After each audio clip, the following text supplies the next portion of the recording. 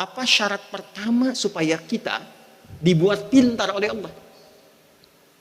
Kalau pintar standar, adik-adik rajin belajar. Kalau guru ingin pintar, tambah belajar. Tapi kalau ingin melewati batas standar, maka iringi pembelajaran itu dengan meningkatkan takwa kepada Allah Subhanahu wa taala. Bismillahirrahmanirrahim. Alhamdulillahi rabbil alamin.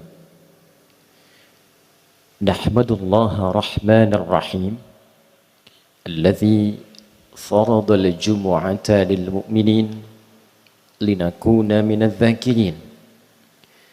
Nusalli wa nusallimu ala al-habibil karim nabiyyina wa sayyidina Muhammadin alladzi ursila rahmatan lil alamin wa ala alihi wa sahbihi wa dhurriyyatihi wa ummatihi ila yaumiddin.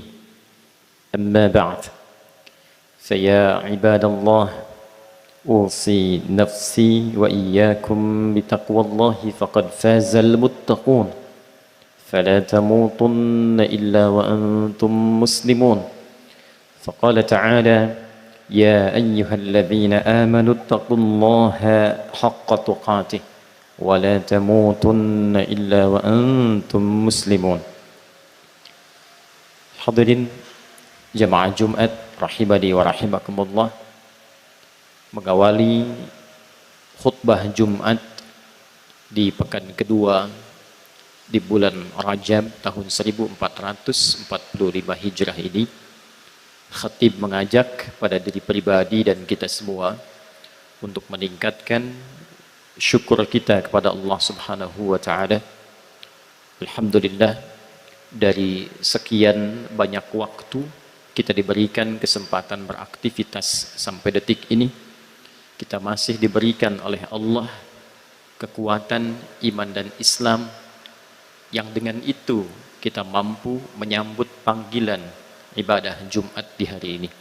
Semoga Jumat yang kita tunaikan di hari ini dinilai oleh Allah Subhanahu wa taala sebagai Jumat terbaik di antara sekian Jumat yang pernah kita tunaikan. Hadirin, dalam beberapa kesempatan Jumat yang lalu, khatib pernah menguraikan bahwa khutbah Jumat itu dipandang sah dalam fiqh Islam menurut jumhur ulama jika terpenuhi 5 rukun di dalamnya. 5 pilar khutbah Jumat, yang ternyata setelah diteliti 5 pilar, 5 rukun ini bukan sekedar menunjukkan sahnya khutbah Jumat secara fiqih, tapi juga mengandung pesan dan hikmah yang dikuatkan setiap Jumat untuk memberikan pedoman berkehidupan pada setiap muslim agar seluruh aktivitas yang dijalani lebih dekat kepada kesuksesan dan kebahagiaan yang mampu diraih. Dari 5 ini, 2 pilar atau 2 rukun telah kita urai di 2 kesempatan Jumat sebelumnya, baik itu terkait dengan hamdalah sebagai wujud syukur kepada Allah untuk mendekatkan kita pada kebahagiaan dan kesuksesan dalam hidup yang sejati, pun demikian dengan salawat kepada Nabi SAW yang ternyata memiliki beragam jenis salawat sesuai kebutuhan hidup kita dan harapan kebahagiaan kita di akhirat nanti. Maka di Jumat ini kita akan coba uraikan dengan sangat singkat dan padat tentang rukun yang ketiga, pilar yang ketiga dalam khutbah Jumat, yaitu pilar wasiat takwa. Rukun wasiat takwa dipandang tidak lengkap, tidak sah khutbah Jumat jika tidak menyertakan wasiat, pesan-pesan kuat terkait takwa dalam pesan khatib yang disampaikan pada setiap jamaah yang datang di khutbah Jumat dimaksud. Hadirin sekalian, satu, mengapa takwa itu penting? Sehingga saking pentingnya, minimal sepekan sekali setiap Jumat seluruh khatib di dunia ini mengingatkan Wahai jamaah sekalian, wahai hadirin sekalian, mari kita tingkatkan takwa kepada Allah dengan sebenar-benarnya takwa. Lantas kemudian mengutip dalam surah Al-Quran itu, di surah yang ketiga Ali Imran di ayat 102, ya ayyuhalladzina amanu taqullaha haqqa tuqatih wa la tamutunna illa wa antum muslimun. Hai semua orang yang telah menyatakan dirinya beriman, tingkatkanlah takwa kalian kepada Allah dengan serius, dengan sungguh-sungguh, dan pastikan menjaga takwa itu sepanjang hidup. Jangan sampai wafat kecuali kita menjadi pribadi yang tunduk patuh pada ketentuan Allah Subhanahu wa taala. Ada dua pembahasan penting dalam khutbah Jumat ini. Satu, mengapa kita mesti bertakwa? Kedua, bagaimana caranya kita meningkatkan takwa kepada Allah Subhanahu wa taala. Hadirin, jika kita mencoba membaca, menghitung dan menganalisis 6.236 kurang lebih ayat Al-Qur'an, 114 surah, 30 juz, kita akan mendapati bahwa kata takwa dan derivasinya, turunan-turunan katanya, setidaknya disebutkan sebanyak 240 kali dalam Al-Quran. 240 kali ini secara garis besar dibagi kepada dua bagian. Yang pertama, bagian penjelasan mengapa mesti bertakwa, dan bagian kedua tentang petunjuk bagaimana cara bertakwa dan meningkatkannya. Di bagian pertama, Allah yang menciptakan kita. Tuhan kita Allah, yang mencipta kita Allah, yang menata hidup kita Allah, yang tahu tentang kita Allah. Dengan semua penjelasan ini, Allah menegaskan kepada kita bahwa jika setiap hamba yang Allah cipta itu mampu bertakwa, satu, Allah akan mudahkan semua urusan hidupnya. Semua jenis kesulitan yang mungkin kita hadapi dalam hidup itu akan dimudahkan oleh Allah. Bukan tidak punya masalah, bukan tidak punya kesulitan. Di sekolah yang belajar mungkin punya kesulitan, guru yang mengajar mungkin punya kesulitan. Sebelum mengajar berangkat dari rumah mungkin ada masalah di rumah tangga. Di jalan mungkin mendapatkan masalah. Dan tidak ada orang yang hidup yang tidak mendapatkan masalah dalam hidupnya. Karena masalah itu dihadirkan oleh Allah untuk meningkatkan kualitas hidup kita dalam menghadapinya, bukan ingin membuat hidup kita bermasalah. Tapi ada orang-orang yang sebelum menghadapi masalah itu, diringankan masalahnya oleh Allah, sehingga seakan-akan tidak punya masalah. Senyum, selesai masalah. Ada orang yang bahkan belum senyum, selesai masalahnya. Ada orang yang tidak pernah senyum karena nggak tuntas-tuntas masalahnya. Maka syarat pertama kata Allah, Quran surah ke-65 di akhir ayat yang kedua, ketika Allah berfirman, "Wa may yattaqillaha yaj'al lahu makhraja." Dan siapapun yang mampu meningkatkan takwanya. Perhatikan kalimatnya, bentuknya fi'il mudhari'. Paling mudah disampaikan dalam pendekatan bahasa Inggris misalnya, present, continuous, and future. Sekarang, terus, dan sampai kapanpun. Progresif, meningkat terus. Siapapun yang mampu terus meningkatkan takwa, tingkatkan, tingkatkan, tingkatkan, dijamin oleh Allah, yaj'al lahu makhraja. Maka Allah berikan jalan keluar, solusi dari setiap persoalan yang ia alami. Bentuknya menggunakan bentuk nakirah, tidak ada alif lamnya. Makhraja, artinya semua bentuk persoalan, maka datang semua bentuk solusi. Jadi syarat pertama kalau ingin hidup mudah, itu bukan uang. Jadi kalau Anda bekerja untuk mendapatkan uang yang tujuannya supaya memudahkan hidup, itu orientasi yang salah. Karena ternyata banyak orang yang punya uang pun masih punya banyak masalah juga. Tidak sedikit yang crazy rich itu bermasalah. Jadi jangan disimpulkan kalau punya uang itu mampu menghilangkan masalah. Jangan disimpulkan kalau banyak uang itu mampu menipiskan persoalan. Justru terkadang banyak uang, banyak tekanan. Banyak uang, banyak persoalan. Dan tidak sedikit yang punya uang, punya persoalan, bisa mendapatkan solusi terbaik untuk mengatasinya. Jadi kalau ada orang yang punya uang melimpah atau punya kedudukan tinggi, jangan dikira punya kedudukan, punya jabatan tinggi itu tidak punya masalah. Semakin tinggi, semakin kencang anginnya. Semakin tinggi, semakin deras persoalannya. Maka ternyata jika jabatan tinggi, uang banyak, ilmu luas, tapi dengan itu belum tuntas menyelesaikan persoalannya, ada persoalan yang tidak pernah tuntas, bahkan orang lain bisa selesai dengan senyuman, maka kata Al-Quran, cek takwanya. Cek takwanya. Karena syarat pertama bagi Allah yang menciptakan kita dan mengetahui solusi, maha mengetahui semua solusi dari masalah itu, syarat pertamanya takwa, bukan dunia. Di bagian yang pertama, wa yarzuqhu min haitsu la yahtasib. Pun demikian dengan rizki. Tadi yang disebutkan uang itu rizki, kedudukan itu rizki, keturunan itu rizki, kebahagiaan itu rizki. Kaya tapi gelisah, tidak ada nilainya. Maka ketenangan, keturunan, kekayaan, kedudukan ketika disebutkan dengan nama rizki, syarat pertamanya kalau ingin berlimpah. Berlimpah itu kadang datangnya dari sisi yang tidak kita duga. Kalau yang standar, silahkan kerja, Anda dapat uang. Silahkan Anda beraktivitas untuk meraih kedudukan, bisa diraih. Tapi belum tentu semua yang didapatkan itu bentuknya datang membawa keberkahan dalam hidup.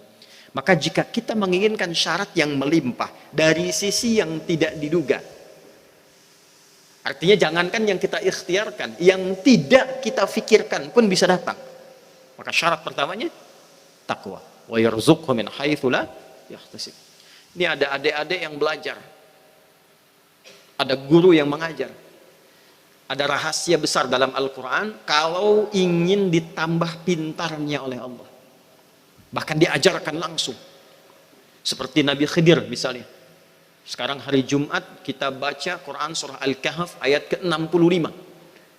Nabi Khidir itu dispesialisasikan oleh Allah dengan kalimat min ladunna ilma. Ilmunya itu diajarkan oleh Allah Subhanahu wa taala. Ya, Khidir. Ada yang menyebutnya nabi, ada yang menyebutnya orang soleh yang bukan nabi. Tapi semua sepakat ilmunya diajarkan oleh Allah. Apa syarat pertama supaya kita dibuat pintar oleh Allah? Kalau pintar standar, adik-adik rajin belajar. Kalau guru ingin pintar, tambah belajar. Tapi kalau ingin melewati batas standar, maka iringi pembelajaran itu dengan meningkatkan takwa kepada Allah Subhanahu wa taala. Di mana ditemukan ayatnya? Quran surah kedua Al-Baqarah di akhir ayat 282. Wattaqullah wa yu'allimukumullah. Dan tingkatkan takwamu kepada Allah, maka Allah akan mengajarkan padamu tambahan-tambahan pengetahuan.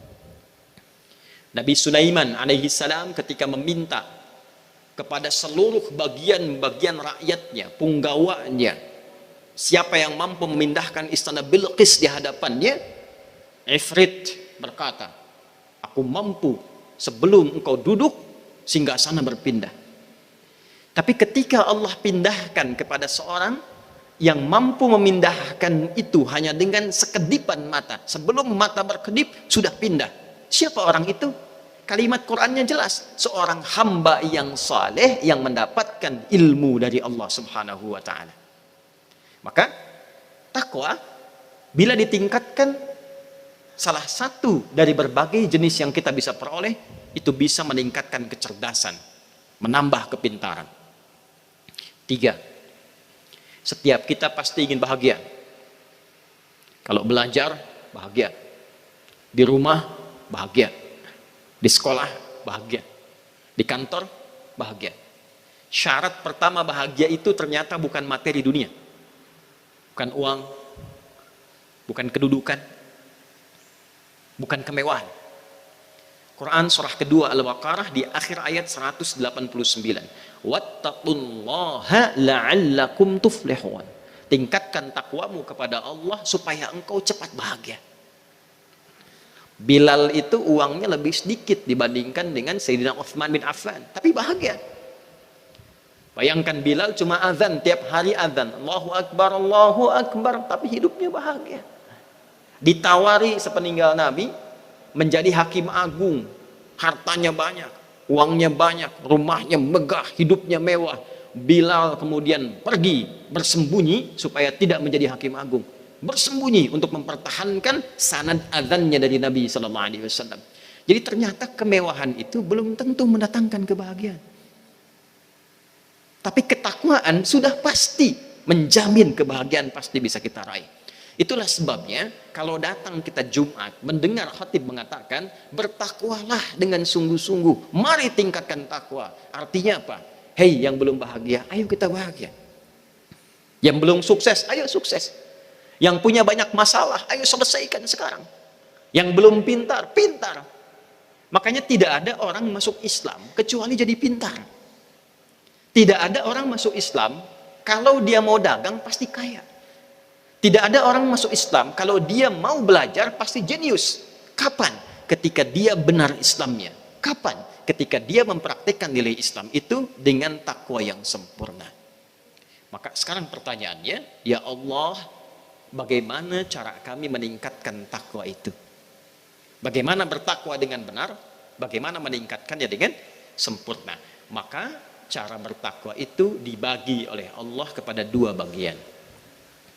Dengan singkat dan cepat, satu, ada yang disebut dengan al-bu'dur rabbani, dimensi rabbani, dimensi spiritual, wujudnya ibadah ritual. Salat itu takwa, menghafal Al-Quran itu takwa, puasa itu takwa.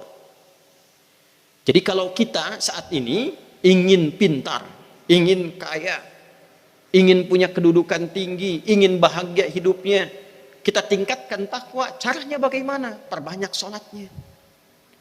Maka di situ turun Quran surah kedua Al-Baqarah di ayat 2 sampai 3 itu. Dzalikal kitabu la raiba fi hudal lil muttaqin. Siapa muttaqin orang takwa ini? Ayat 3-nya, alladzina yu'minuna bil ghaibi wa yuqimunas shalah. Nanti lihat di mushaf. Coba lihat tulisan salatnya itu. Alif, lam, shad, lam, waw, fathah tegak, ta marbutah.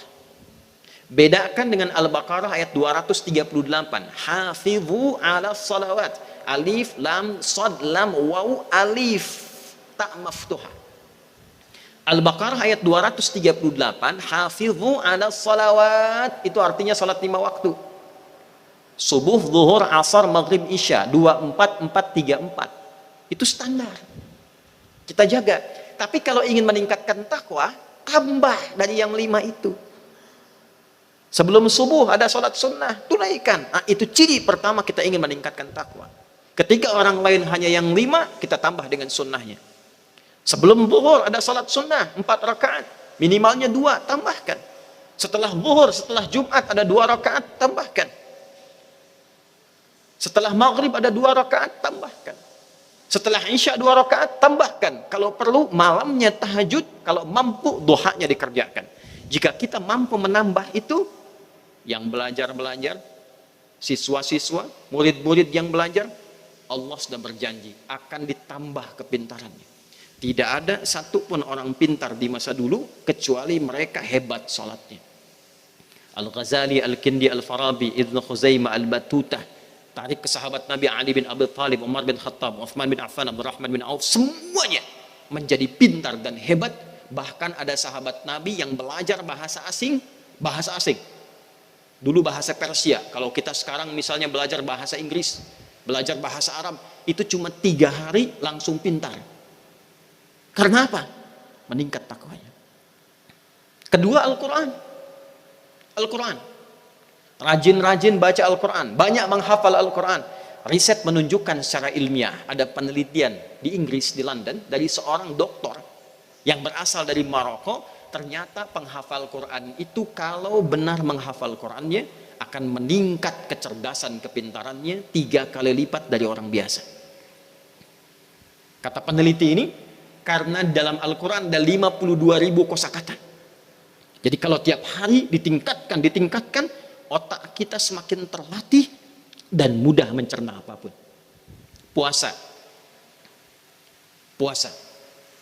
Ini bulan hurum. Rajab termasuk bulan hurum. Zulqa'dah, Zulhijjah, Al-Muharram, Rajab. Boleh puasa di bulan Rajab dengan niat puasa bulan hurum. Silahkan tingkatkan Seninnya, Kamisnya, Ayyamul Bidnya misalnya, atau puasa Daudnya.